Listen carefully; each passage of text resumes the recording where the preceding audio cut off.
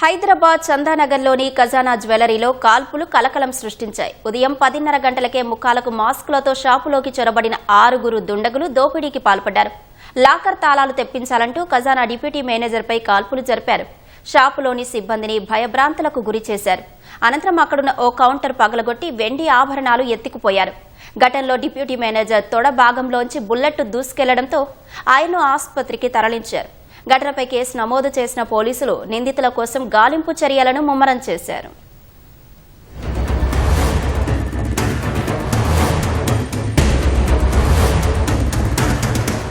హైదరాబాద్లోని చందానగర్లో ఉదయం 10:30 గంటల సమయంలో కాల్పులు కలకలం సృష్టించాయి.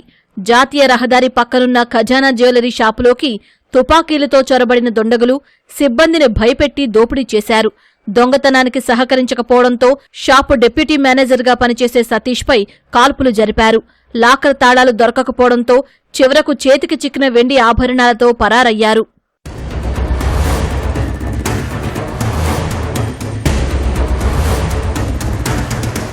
రోజులాగే ఉదయం 10 గంటల తర్వాత షాపు తెరిచిన సిబ్బంది ఓ చోట సమావేశమయ్యారు. లాకర్లో ఉన్న బంగారు ఆభరణాలు తీసుకొచ్చి డిస్ప్లేలో పెట్టాలని కొంతమంది సిబ్బందిని డిప్యూటీ మేనేజర్ పంపించారు. సరిగ్గా 10:35 సమయంలో దుండగులు ఒక్కొక్కరుగా షాపులోకి చొరబడ్డారు. వారిని వివరాలు అడగబోయిన సిబ్బందిని తుపాకీతో బెదిరించి పక్కకు నెట్టారు. అడ్డుకోబోయిన సిబ్బందిని తుపాకులతో భయభ్రాంతులకు గురిచేశారు. అందుకు సంబంధించిన దృశ్యాలు సీసీటీవీలో నమోదయ్యాయి. పైకి వెళ్లిన సిబ్బంది అప్పటికీ బంగారు ఆభరణాలను లాకర్లోంచి తీసుకురాలేదు. అక్కడున్న వారిలో డిప్యూటీ మేనేజర్ను గుర్తించిన దుండగులు లాకర్ తాళాలు ఇవ్వాలంటూ బెదిరించారు. అందరినీ భయపెట్టేందుకు క్షణం ఆలస్యం చేయకుండా డిప్యూటీ మేనేజర్ సతీష్ కుమార్పై కాల్పులు జరపడంతో అతని ఎడమకాలు తొడభాగంలోకి బుల్లెట్ దూసుకెళ్లింది. మరో రౌండ్ బుల్లెట్ షాప్ రూఫ్లోకి దూసుకెళ్లింది. అప్పటికీ సిబ్బంది ఎవరూ లాకర్ తాళాలు అందించకపోవడంతో దుండగులు షాపులోని అద్దాలను పగలగొట్టడంతో పాటు ఫర్నిచర్ను సైతం కొంతమేర ధ్వంసం చేశారు. అక్కడే కనిపిస్తున్న లాకర్ను పగలగొట్టి వెండితో పాటు 1 గ్రామ్ గోల్డ్ ఆభరణాలను తీసుకున్నారు. ఈలోగా పైన ఉన్న కొందరు సిబ్బంది పోలీసులకు సమాచారం అందించారు. అప్పటికే వాళ్లు షాపులోకి చొరబడి 10 నిమిషాలు దాటడంతో అప్రమత్తమై 10:46 దోచుకున్న వెండి ఆభరణాలతో అక్కడ్నుంచి పరారయ్యారు.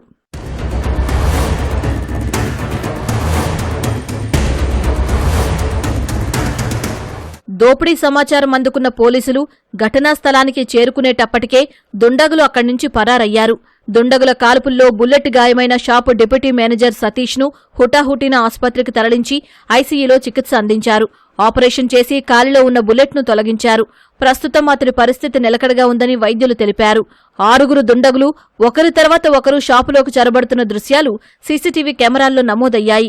నిందితులంతా 25 నుంచి 35 ఏళ్ల మధ్య వయసు కలిగిన వారిగా తెలుస్తోంది.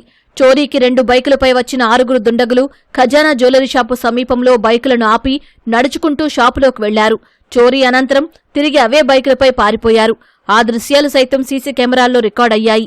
ఎక్కడా తమ గుర్తింపు బయటపడకుండా నిందితులు టోపీలు, మాస్కులు ధరించారు. వారిలో ఓ నిందితుడు హెల్మెట్ పెట్టుకున్నాడు. వచ్చిన 6లో 4 భుజానికి బ్యాగులు వేసుకోగా 3 దగ్గర తుపాకీలు ఉన్నట్లు ప్రాథమికంగా పోలీసులు గుర్తించారు. ఘటనా స్థలానికి చేరుకున్న సైబరాబాద్ సిపి అవినాష్ మహంతి చోరీ జరిగిన తీరుపై ఆరా తీశారు. 10 బృందాలు నిందితుల కోసం గాలిస్తున్నట్లు తెలిపారు.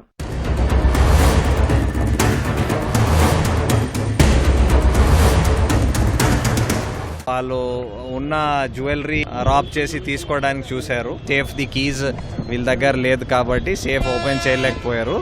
బయట డిస్ప్లేలో ఉన్న కొంచెం సిల్వర్ జ్యువెలరీ తీసుకొని బ్యాగ్లో వేసుకొని తీసుకోపోయారు. సో షాప్ లోపలికి మనకి ఇప్పుడు ఉన్న ఇన్ఫర్మేషన్ ప్రకారం అబౌట్ 6 పీపుల్ వచ్చేసి but we think there is 1 more person also.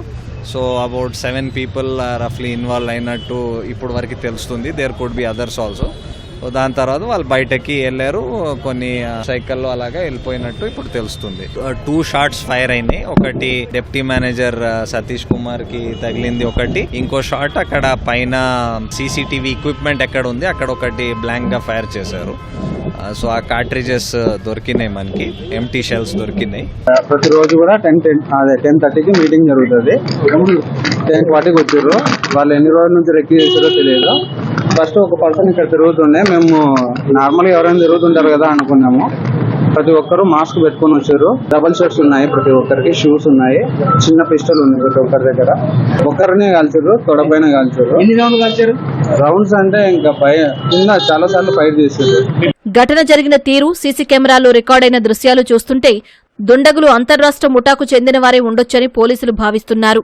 నిందితులంతా హిందీలోనే మాట్లాడారని సిబ్బంది చెప్పడంతో ఇది అంతర్రాష్ట్ర ముఠా పని అని నిర్ధారణకు వచ్చారు. నిందితులు రెక్కి నిర్వహించి మరీ షాపు తెరిచాక చోరీకి పాల్పడ్డట్లు ప్రాథమికంగా గుర్తించారు.